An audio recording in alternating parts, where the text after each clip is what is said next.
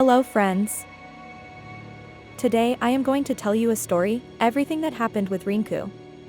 I will tell the full story, so please watch till the end, subscribe to the channel, and join me in this interesting journey. Hello, my name is Anjali. I am 25 years old. My figure is such that people often stop and stare, my waist is slim, my height is average, and my smile has the power to steal hearts. My eyes are big and expressive, sometimes shining with mischief, and my long black hair flows in the wind, making anyone feel spellbound.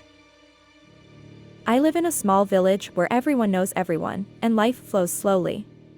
But my story is a little different, because it has Rinku in it, the person closest to my heart. The moments I spent with Rinku are such that even thinking about them sends a strange shiver through my body. I will tell you my entire story slowly, just like a girl sharing everything with her close friend.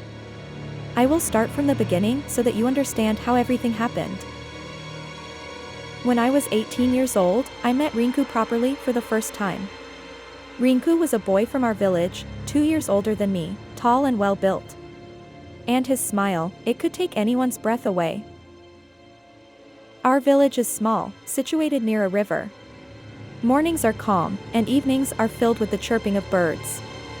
Rinku's house is just 2 lanes away from mine. We used to play together as children, but as we grew older, things began to feel different. One day, there was a prayer ceremony at the village temple. I went there wearing a red sari. It fit me so perfectly that it felt like it was hugging my body. After the prayer, people were talking, and Rinku was standing there, staring at me. I smiled, and he walked closer. "Anjali, you look different today," he said. I laughed and replied, "Why? Do I look bad every other day?" He said, "You look good every day, but today. I don't even have words." There was sweetness in his voice, mixed with a little mischief. We stood talking on the temple steps. He told me about his job, how he worked in the city but often came back to the village. I told him about my studies and how I was learning sewing at home. While talking, time passed, and evening arrived. He said, "Come, I'll walk you home." I agreed because it was dark, and walking with him felt nice. On the way, he walked very close to me, as if looking for an excuse. I wondered what was happening, but my heart felt a pleasant warmth. When we reached home, he said, "See you tomorrow." I smiled. The next morning, I was drying clothes in the courtyard. It was hot, and my dupatta had slipped a little. Just then, Rinku arrived with some fruits in his hands. "These are for you," he said, smiling at me. I took them, and we sat in the courtyard. He told me old village stories, but his eyes stayed fixed on my face.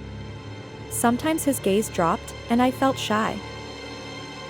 "Rinku, where are your eyes wandering?" I joked. He laughed and said, "Nowhere, just looking at your smile. It's so sweet that I feel like tasting it." My cheeks turned red. It sounded like double meaning, but I ignored it. We talked for hours, climbed to the roof, and watched the sunset. Holding my hand, he said, "I don't know how time passes so fast when I'm with you." I kept thinking how close he was getting, yet it felt good. In the evening, he left, but promised to come every day. Slowly, our meetings increased. One day, there was a small fair near the river. The weather was pleasant, with a light breeze. I went there, and Rinku was already present. Seeing me, he ran over. "Come, I want to show you something," he said, holding my hand.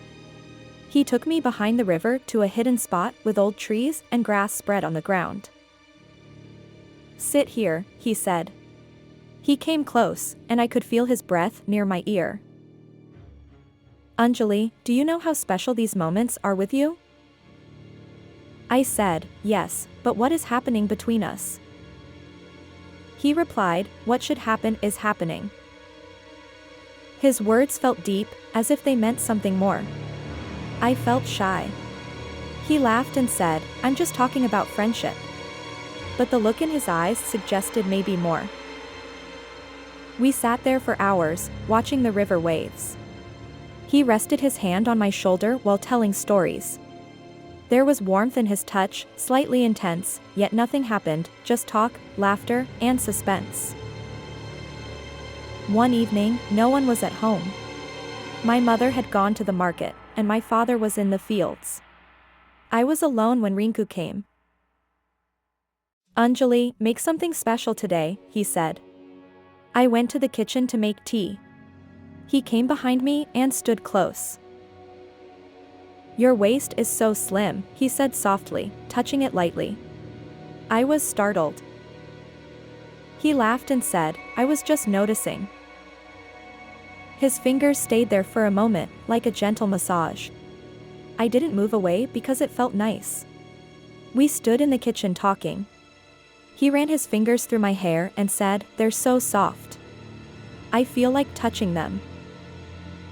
It felt like double meaning. I said, "Rinku, you're very naughty." He replied, "Only for you." We drank tea, and he kept coming closer. My heart was racing, wondering what would happen next. Just then, my mother returned, and everything became normal. Rinku left, saying, "I'll come again tomorrow, and we'll do something new."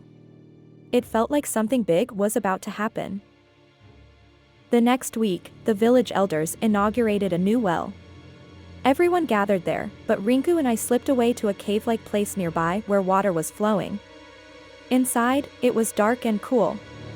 He turned on a torch and came close, his body touching mine. "Anjali, it's so peaceful here," he said, wrapping his arms around me. I thought something would happen. His breath felt warm near my neck. "Rinku, what are you doing?" I asked. "Just feeling you," he said. It felt like a kiss was about to happen, but he stepped back and pointed at the flowing water. Again, nothing happened, but the fire inside my heart kept burning. Time passed, and our bond grew deeper.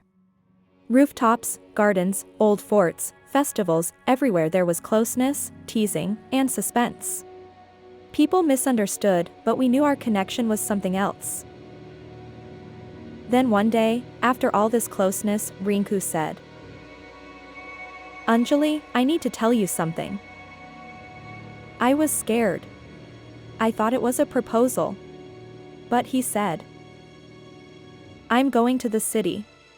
My marriage has been fixed." I was shocked. People with dirty minds kept imagining things. But the truth was pure friendship.